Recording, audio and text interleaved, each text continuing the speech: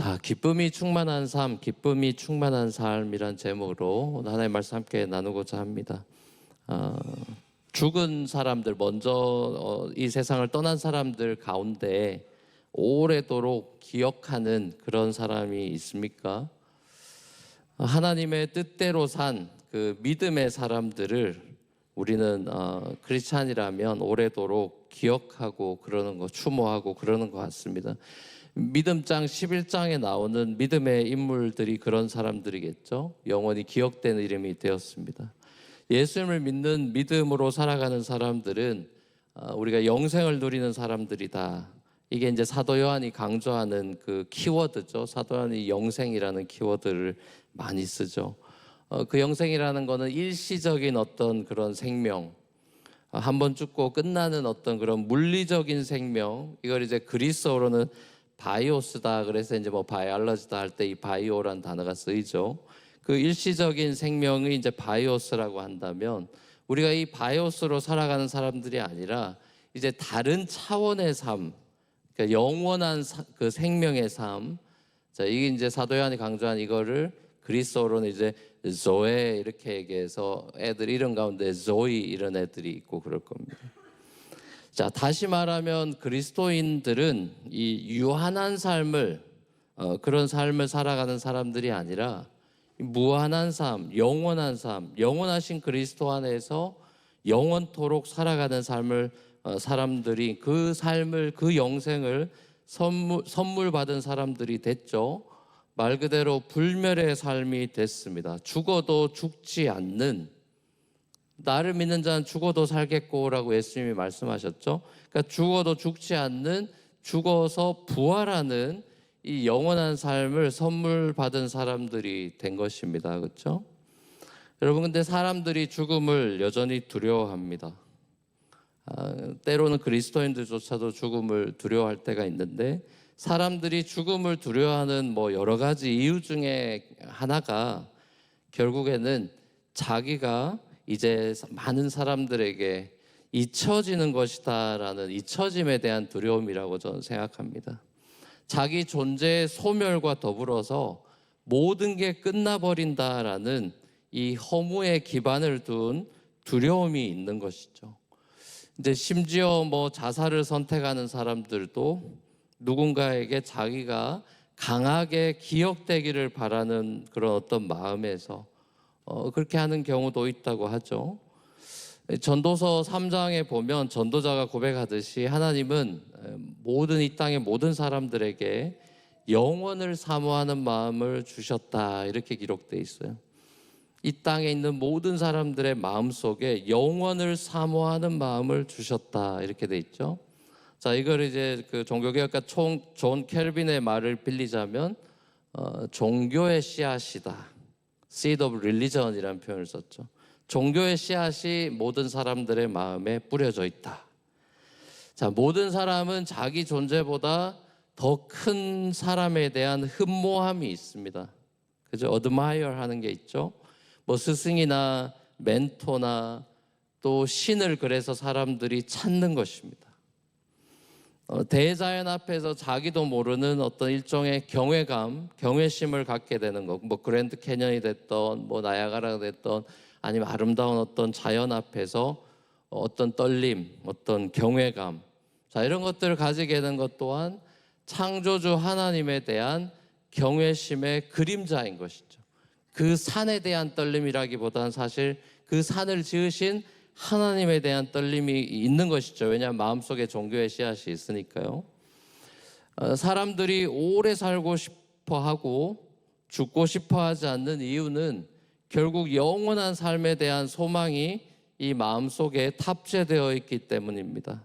사도 요한이 강조한 이 영생이라고 하는 것은 그럼에도 불구하고 단순히 그냥 오래 산다라고 하는 삶의 길이에 포커스가 맞춰져 있는 것이 아니라 이 영생은 삶의 퀄리티, 삶의 질에 포커스가 맞춰져 있죠.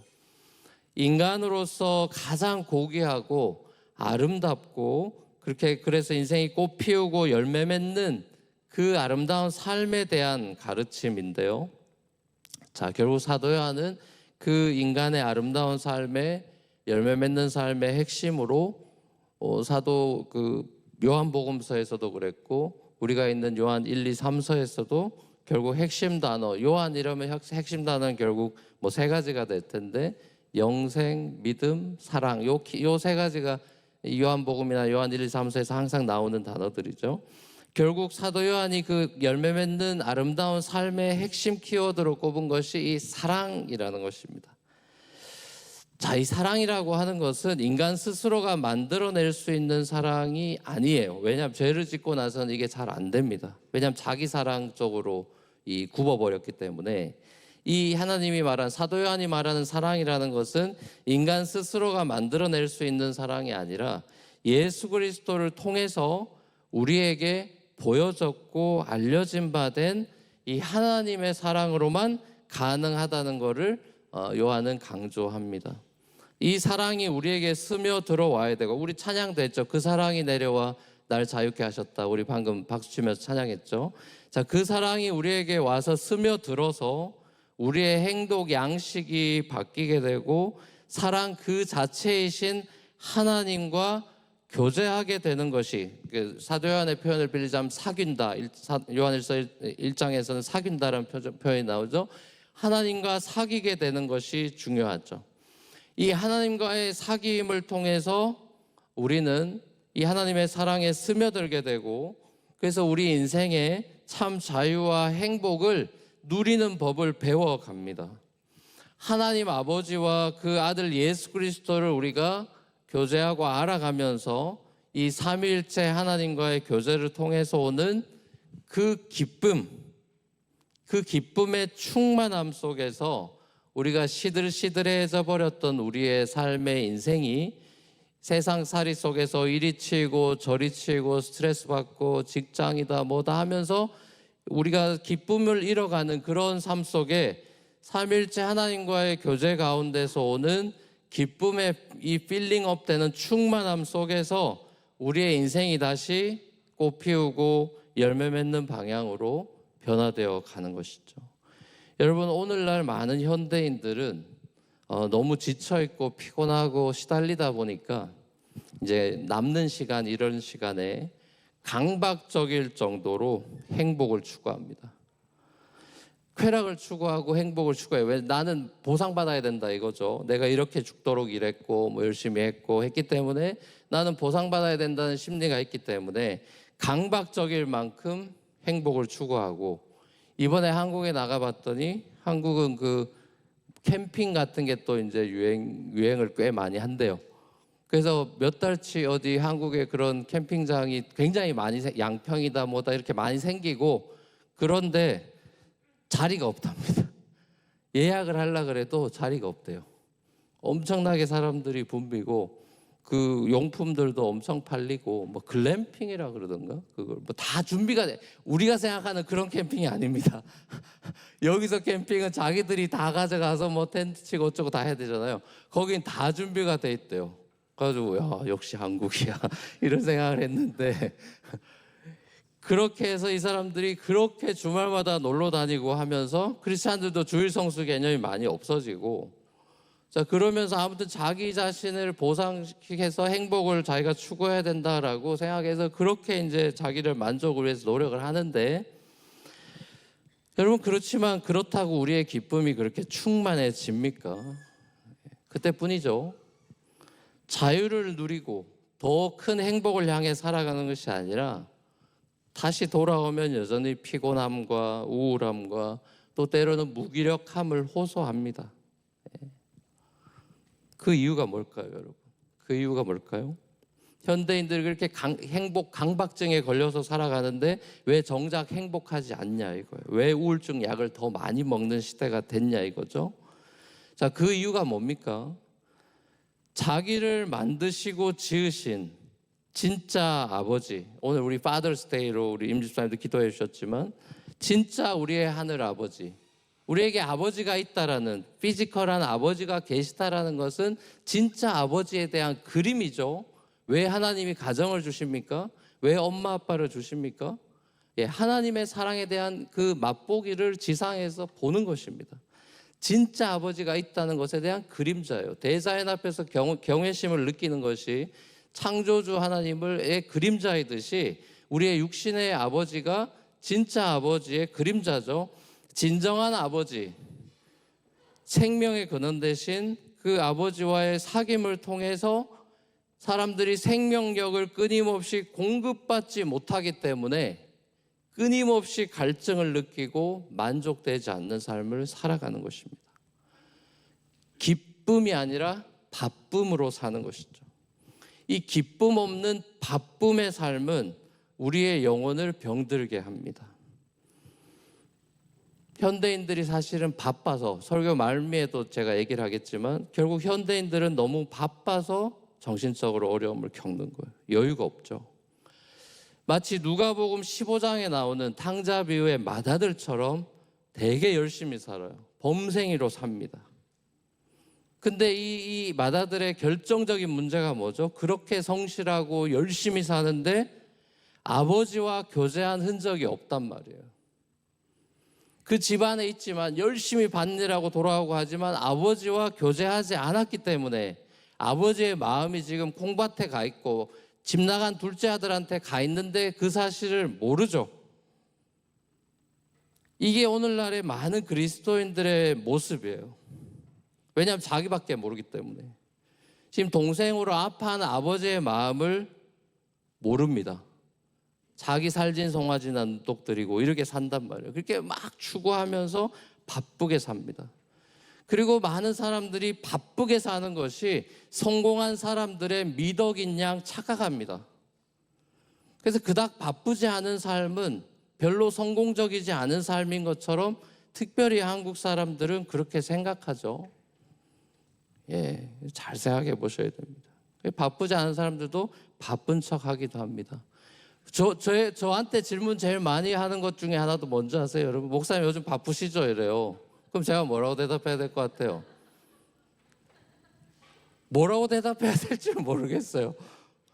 그래서 가끔 하는 말은 바빴다 안 바빴다 합니다. 이럽니다. 목사가 맨날 바쁘면 되겠어요? 안 되겠어요? 되겠어요? 또 목사가 맨날 한가하면 되겠어요? 안 되겠어요? 그러니까요. 바빴다 안 바빴다 해야 되는 것입니다. 결국 현대 그리스도인들조차도 하나님과 교제할 시간이 없을 정도로 많은 사람들이 바쁜 이유가 뭐냐 그럼? 뭘로 도대체 바쁜 거냐? 예, 세 가지가 오늘 본문에 세 가지가 나오죠. 육체의 욕망, 눈의 욕망, 세상 살림에 대한 자랑. 사람들이 이걸로 바쁘다는 거예요. 잘 생각해 보세요, 여러분. 현대인들이 왜 바쁘냐? 이 세 가지 때문에 바쁜 거예요. 육체의 욕망, 눈의 욕망, 세상 살림에 대한 자랑. 이게 옛날 그 개역 개정에는 육신의 소욕, 그 다음에 안목의 정욕, 육신의 정욕, 안목의 정욕, 이생의 자랑 이렇게 번역이 되어 있는데 새 번역에는 육체의 욕망, 눈의 욕망, 세상 살림의 자랑 이렇게 번역이 되어 있습니다. 여러분, 이 세 가지가요, 사탄이 제일 가장 즐겨 쓰는 도구입니다. 사탄이 존재하면서부터 지금 오랫동안 수천 년 동안 써온 도구가 바로 이 세 가지예요. 여러분, 사탄의 기쁨은 우리 안에 있는 이 욕심이라고 하는 이 desire, 이 방향을 하나님 쪽으로가 아니라 세상 쪽으로 향하도록 이렇게 디스톨트 시키는 게 사탄의 장기죠. 그래서 결국 죄의 방향으로 우리를 끌고 갑니다. 사탄의 이 세 가지 유혹이 아담 하와한테 제일 먼저 펼쳐졌죠. 창세기 3장 6절에 보면 이브가 선악과를 봤을 때 먹음직도 하고 보암직도 하고 지혜롭게 할 만큼 탐스럽기도 하더라. 그런 나무로 여겼다 이래 돼 있어요. 먹음직스럽다, 보암직스럽다, 탐스럽다. 자, 이 세 가지가 바로 육체의 욕망, 눈의 욕망, 세상 살림의 자랑을 대표하는 그 구절입니다. 여러분, 사탄이 첫 번째 인간만 꼬신 게 아니라 둘째 마지막 아담으로 오신 예수님도 유혹하는 장면을 우리가 보죠. 복음서에서. 그렇죠? 첫째 아담을 쓰러뜨렸어요.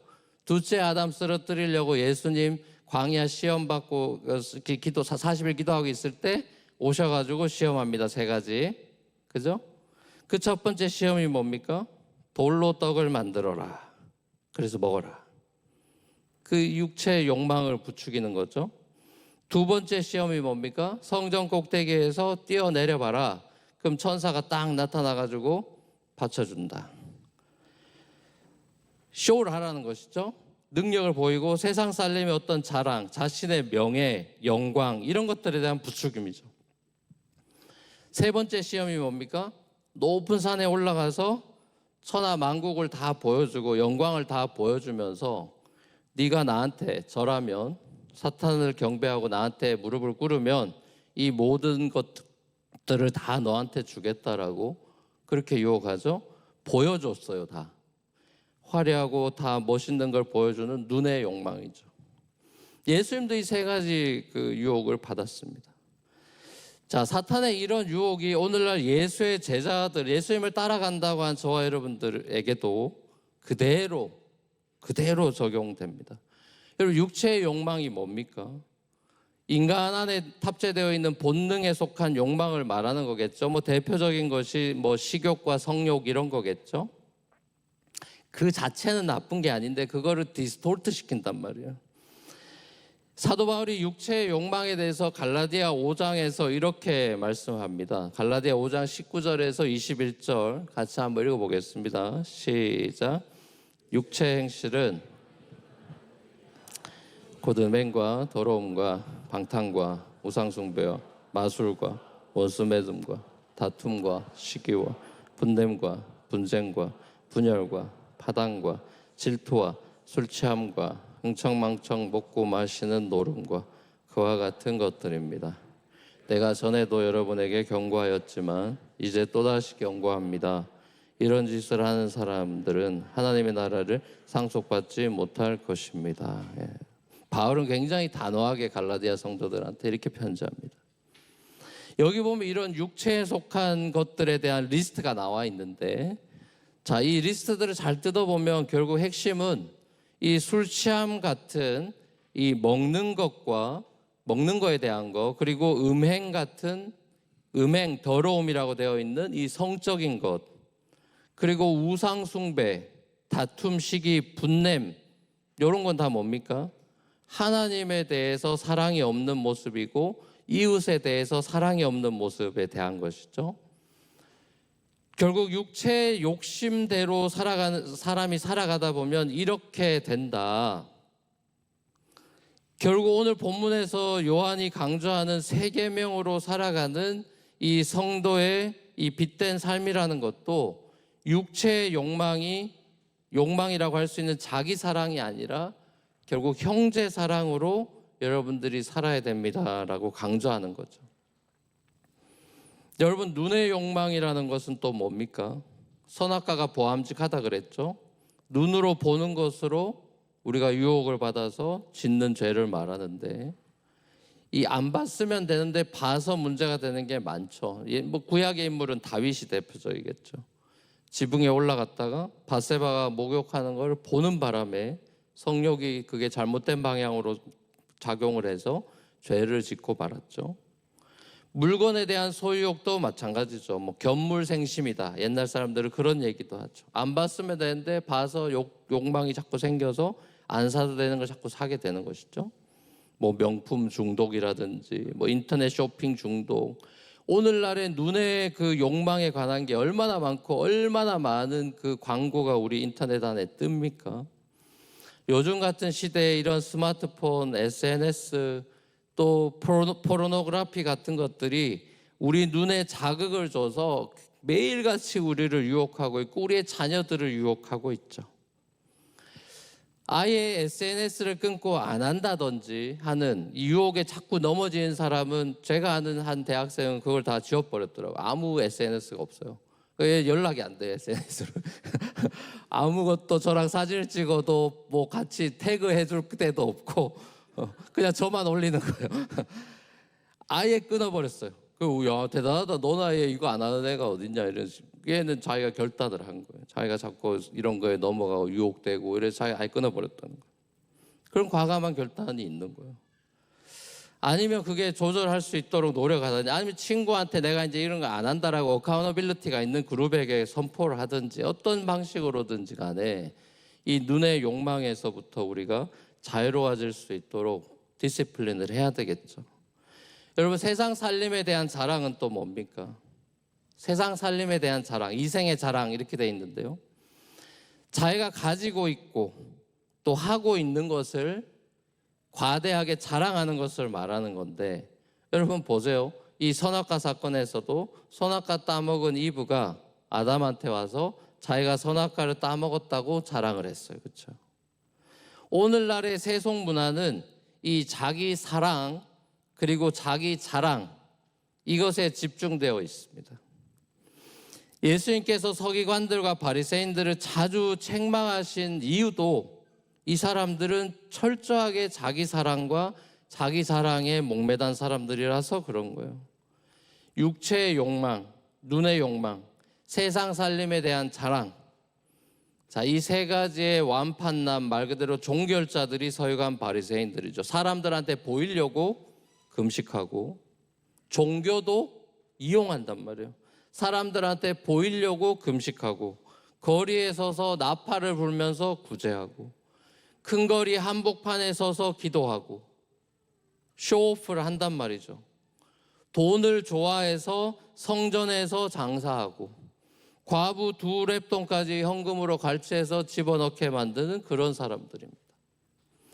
결국 바리새인들은 내세의 영광, 주님이 주시는 영광보다는 이 땅에서 자기가 만들어낼 수 있는, 자기가 소유할 수 있는 그런 자랑거리로 자기 영광을 삼아버린 사람들이에요. 자, 이 사람들은 영생의 삶에는 관심이 없죠. 영생에 관심이 없어요. 영생의 주인 되신 예수가 와서 관심이 없잖아요. 관심이 없는 게 아니라 죽이려고 하죠. 하나님을 죽이려고 하게 됩니다. 자기 영광을 건드리면 하나님의 영광을 죽이려고 하는 사람들이에요. 이 땅에서 편하게 살고 먹고 싶은 거 먹고 하고 싶은 거 하고 사람들에게 자랑하고 떵떵거리며 살다가 자기 잘난 맛에 살다가 죽는 것이 우선순위인 사람들이란 말입니다. 자, 이런 사람들이 이렇게 이 땅에서 살았는데 이 사람들이 무슨 수로 천국 갑니까, 여러분? 평생 자기 잘난 맛에 자기 하고 싶은 대로 살고 이렇게 살았던 사람들이 무슨 재주로 천국 가서 하나님을 즐거워하고 하나님의 영광을 찬양할 수가 있겠어요? 그러니까 그런 사람들은 못 가는 거예요. 그렇게 안 살았기 때문에. 그게 페어한 거 아닙니까, 여러분? 사도 바울도 바리새인으로 그렇게 살았죠. 자기 열심으로 살았단 말이에요. 그래서 세상 살림에 대한 이생의 자랑을 위해서 자기 실적 하나 더 올리려고 다메섹까지 쫓아가서 사람도 죽이기를 마다하지 않는 자기 열심의 사람이었죠. 근데 부활한 예수를 만나고 바울이 바뀝니다. 사울이 바뀌죠. 예수를 통해 자기가 얼마나 뼛속까지 죄인인지를 깨닫게 되고, 이런 죄인을 용서해 주신 예수 그리스도, 이런 나 때문에 죽으신 예수 그리스도, 다시 살아나신 예수를 만나고 나서 바울은 어떤 사람이 됩니까? 자기 잘난 거, 내가 스펙이 어떤 줄 아냐 이러면서 가말리엘에서 내가 최우등 발레 빅토리언이었다부터 해가지고 내가 어떤 인물인지 아냐 쫙 리스트를 씁니까? 그거 빌립보서 2장 보면 그거 다 쓰레기라고 하고 배설물이라고까지 얘기하죠. 그래서 본인은 자신의 약함을 자랑하겠다, 육체의 가시를 자랑하죠. 예수만 자랑하죠. 완전히 바뀌어버린다고요. 결국 사도 요한이 육체의 욕망, 눈의 욕망, 세상 살림에 대한 자랑, 자, 이런 것들에 사로잡혀서 마귀의 자녀로 죄의 종로를 타는 삶이 아니라 하나님의 뜻을 행하고 하나님과 영원토록 끊임없이 사귀는 영생의 삶을 살아가는 것이 그리스도인이다라고 강조하고 있습니다. 죽음을 앞둔 노년의 유언과도 같은 편지죠. 세상의 문화가 끊임없이 우리에게 육체의 욕망과 눈의 욕망과 세상 살림에 대한 자랑을 통해서 우리의 삶의 행복을 누리라고 네가 이거 있으면 행복하다고 선악과를 날마다 우리 앞에 갖다 댄다 이 말입니다. 우리가 여기에 놀아나면 진짜 우리가 행복을 누리는 삶으로부터 멀어져요. 기쁨을 돈으로 채우면 더 큰 돈을 만져야 됩니다. 이게 잡히지가 않는다니까. 만족되지 않는 걸 잡는 거예요. 지난주 언급한 도파민 네이션에 나오는 내용처럼 세상 것에 우리가 어느덧 중독이 자꾸 되어버리는 것입니다.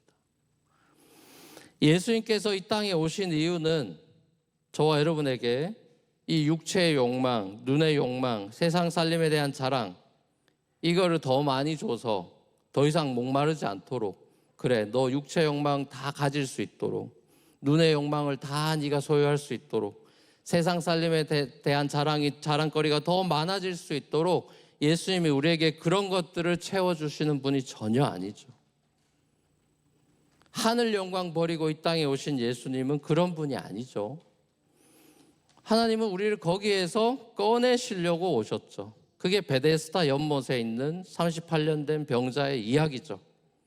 예수님께서는 베데스다 연못에서 물이 움직일 때 아주 소수만 혜택을 누리고 대박이 나서 병 고침을 받는, 그래서 그 모든 병자들이 모여있는 베데스다에 오셔서 행운을 기다리고 38년째 아무도 안 넣어줘서 못 들어가고 있는, 자, 그 사람들에서 치유받는 사람들 보면서 되게 부럽다라고 생각하는, 이제는 절망이고 아무런 소망도 없는, 그렇지만 떠날 수도 없어서 38년째 거기 있는 그 환자에게 치유하면서 거기를 떠나라고 나오라고 이야기하시죠. 거기서부터 빼내시죠. 행운의 대박이 터지는 것이 아니라 예수를 만나서 치유받고 여기서 나오라 그러죠. 그 세상의 블랙홀에서 우리를 건져내신단 말입니다. 애굽에서 높은 자리에 올라가는 것이 우리의 소망이 아니란 말이죠. 종이에요. 바로 밑에 있으면 어차피 아무리 높아져도 종이란 말이에요. 그래서 하나님의 방식은 우리를 거기서 꺼내는 것입니다. 출애굽이죠. 엑소더스 시켜서 새로운 세상, 비록 거기가 광야고 거칠다 하더라도 진짜 우리에게 자유를 주신다 이거예요. 하나님은 우리로 하여금 말 그대로 나의 해방일지를 쓰게 하신단 말입니다. 복음은 우리에게 자유를 선물해 주었습니다. 행복에 대한 강박적인 추구와 자기 과시의 욕망에서 벗어나서 하나님을 최고의 기쁨으로 삼고 하나님의 나라와 의를 먼저 추구하는, 시크하는 그런 거룩한 디자이어, 욕망을 가지도록 하셨어요. 욕망을 죽이는 것이 기독교가 아니에요. 우리의 욕망을 제대로 발산하는 것이죠. 불교는 욕망을 죽이는 것에 집중하죠. 기독교는 욕망을 죽이는 종교가 아니라 이 사욕을 줄이되 우리 안에 있는 이 열정과 욕망을 하나님 나라의 의를 위해서 뿜어내는 것이 영생이에요. 참고 사는 게 그리스도인의 삶이 아니고, 그래서 이게 그 도세티즘이나 이런 것처럼 또 잘못된 영지주의나 이런 것처럼 금욕주의로 가는 게 기독교가 아니라 영생을 누리는 것입니다. 여러분, 사탄은 세상 문화를 통해서 여러분의 욕망을 끊임없이 부추기면서 집요하게 그 세 가지 안에 가둬놓으려고, 그 감옥 속으로 여러분들을 집어넣으려고, 다시 바로 통치 밑으로 집어넣으려고 계속 우리를 유혹할 겁니다. 이집트로 돌아가라고 계속 손짓할 겁니다. 여러분이 하나님과 깊이 사귀지 못하도록, 하나님이 주시는 만나마저도 지겹다라고 말할 정도로 우리에게 계속 유혹을 할 거예요. 그래서 진짜 자유로운 광야에서 자유를 못 누리게 할 겁니다. 여러분을 분주하게 만들 것이고요, 여러분의 욕망을 계속해서 부추겨서 참된 만족과 기쁨을 빼앗으려고 할 것입니다. 제가 설교 초반에 얘기했던 바쁨이 이제 등장합니다. C.S. 루이스가요, 요즘 현대인들에게 이 사탄이 즐겨 쓰는 주요 전략이 있다 이러면서 두 가지를 꼽습니다. 저는 이게 마음에 많이 박혔어요. 현대인들이 사탄이 공격하는 가장 결정적인 게 두 가지가 있는데, 그 두 가지가 바로 첫 번째가 바쁨이다, 두 번째가 감정이다, 그렇게 이야기해요. 우리가 사탄에게 쓰러진 두 가지 요소, 그 C.S. 루이스는 이 두 가지로 봤어요. 바쁨과 감정. 우리가 바쁘다는 착각 속에서 살면서 하나님과 교제에 게을러져서 사탄한테 무너진다. 사탄의 먹잇감이 된다. 또 두려움, 불안함, 분노, 우울, 이런 것들, 우리 안에 있는 이 감정 있죠. 이 자기 감정에 쏘가가지고 자기 연민에 빠지거나 절망에 빠지거나 낙심에 빠지거나 하는 그런 사탄의 먹잇감이 되게 하는 거예요. 사람들이 생각보다 감정적입니다, 여러분. 모든 디시전 메이킹이 감정이에요. 그러니까 우리가 감정을 잘 하나님 안에서 다루지 않으면 정말 10중 8구 그 사단의 먹잇감이 됩니다. 사단의 먹잇감이 안 되려면 바쁘게, 그러면 대책이 뭡니까? 사탄의 먹잇감이 안 되려면 너무 바쁘게만 쭉 살면 안 되는 것입니다. 그래서 코로나 같은 게 하나님이 멈추게 한 하나의 또 섭리가 있겠죠. 너무 바쁘게 사니까 멈춰버리는 것입니다. 그렇죠? 바쁘게 살지 말고 조절하면서 균형 있게 절제, 성령 열매 절제가 나오죠. 셀프 컨트롤이죠. 그 컨트롤을 할 수 있는 훈련을 우리가 해야 돼요. 세상이 복잡해지고 빨라지고 세속화의 물결이 거세진다 해도 거기에 막 따라가느라 정신없이 따라가는 게 아니라 베드로 전서 4장에서 베드로 사도가 우리에게 권면하듯이 정신을 차려라. 베드로 사도 우리에게 정신을 차리고 그러죠. 정신 차리고 말씀 앞에, 주님 앞에 네가 서고 뜨겁게, 무엇보다 형제를 뜨겁게 사랑하라. 똑같은 말 합니다. 사실 사도 요한하고 똑같은 말을 하는 거예요. 모든 노년의 사도들은 다 똑같은 말 합니다. 정신 차려라. 하나님의 말씀 안에서 형제를 사랑해라. 풀은 마르고 꽃은 시들지만 하나님의 말씀은 영원하다. 이 영원한 생명의 말씀을 붙잡은 사람은 그 말씀이, 그 생명의 말씀이, 그 목마름을 해결해 주는 말씀이 그 인생을 만족시키고 붙잡아주고 느리냐 빠르냐에 휘둘리지 않게 흔들리지 않는 사람이 되게 해줄 거다. 여러분, 다음 세대의 희망, 제가 그 며칠 전에 어제군요. 토요일이 어제죠. 날짜 가는 것도 모르네요. 자, 어제 새벽에 제가 그 우리 성민 형제가 하는 그 홀리 컴뱃이라고 인터넷에서 이제 변증, 기독교 변증하는 그게 있었어요. 그 예전에 제가 심사위원으로 가서 이제 같이 심사하는데, 이 스포해도 되나 모르겠네. 이제 본선이 나오면 재밌을 텐데요. 거기에 나온 예선에 출전한 그 애 중에 하나가 전부 다 남자였는데 여자가 딱 한 명 있었어요. 변증 거기에 출전한 친구가. 근데 얘가 고등학교 2학년이었어요. 그래서 너무 반가웠어요. 심사하면서 반가웠는데, 대박이에요. 너무 잘하고 결승전이 기대가 돼요. 이 변증을 얼마나 잘하고 모든 한국에 있는 신학 컨퍼런스 막 쫓아다니고 이러고 있대요. 야, 이거 되게 특이한 애다. 고등학교 2학년 여자애가 되게 또 도전받았어요. 되게 놀라고. 그래서 제가 이제 물었어요. 뭐 궁금한 거 있으면 저도 물어보라 그래서 걔한테 물었어요. 요즘 한국 교회 무슨 다음 세대 주일학교 없는 교회 많다 그러고 무슨 대학생들 1% 교회 간다고 뭐 이런 암울한 얘기들 많이 듣는데 네가 보기에는 어떻게 하면 될 것 같냐. 그래서 제가 한 수 배우려고 물었어요. 너무 훌륭하신 분이라서 한 말씀 해주시죠. 제가 이렇게 물었어요. 그때 답이 뭐였을 것 같습니까, 여러분? 기가 막힙니다. 제가 답을 들으면서 정말 한 수 배웠어요. 교회들이 이게 죄송합니다. 그냥 우리식 세속적인 표현으로 양해해 주십시오. 그 친구가 이런 표현 아니지만 제가 듣기에 이렇게 들렸다. 이거 경상도식으로 들린 거예요. 트랜슬레이트를 하면 교회들이 다 뻘짓거리 하고 있습니다. 교회들이 다 뻘짓거리 하고 있습니다. 뜨거운 찬양, 무슨 다른 감정적인 고조시키는 분위기 어쩌고 이런 거 하는 것 같은데 그런 거 한다고 되는 게 아니고 교회가 말씀을 제대로 가르쳐야 됩니다. 이러는 거예요. 목사가 숙연해졌습니다. 중고등부에서 말씀을 제대로 안 가르친다는 거예요. 애들 놀아주고 어쩌고 딴짓하고 이러면서 말씀을 제대로 안 가르치니까 말씀을 제대로 가르치면 얘네들이 대학 가서 교회 다닐 겁니다. 이러는 거예요. 이 여자애가. 알겠습니다. 그랬죠.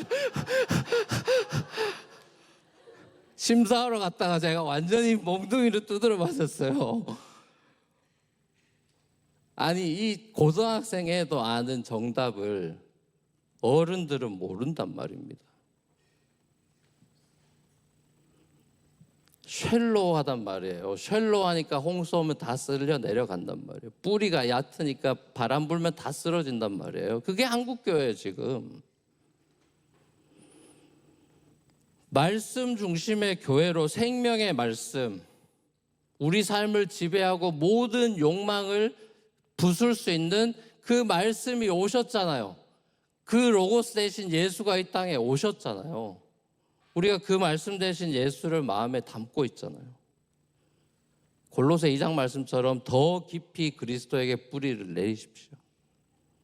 그 그리스도에게 더 뿌리를 내리시고 말씀의 반석 위에 서 있는 우리 개인과 가정과 교회가 돼서 하나님과의 깊은 교제, 세상이 우리에게 줄 수 없는 하나님과의 깊은 교제에서 흘러나오는 참된 기쁨과 만족, 그 기쁨이 충만한 삶을 살아서 하나님을 글로리파이, 아버지를 기쁘게 해주는 자녀로 진짜 해피 파더스 데이라고 아버지께 얘기할 우리 하나님 아버지께 영광 돌릴 수 있는 그런 저와 여러분의 삶이 되기를 우리 주님의 이름으로 간절히 축원합니다.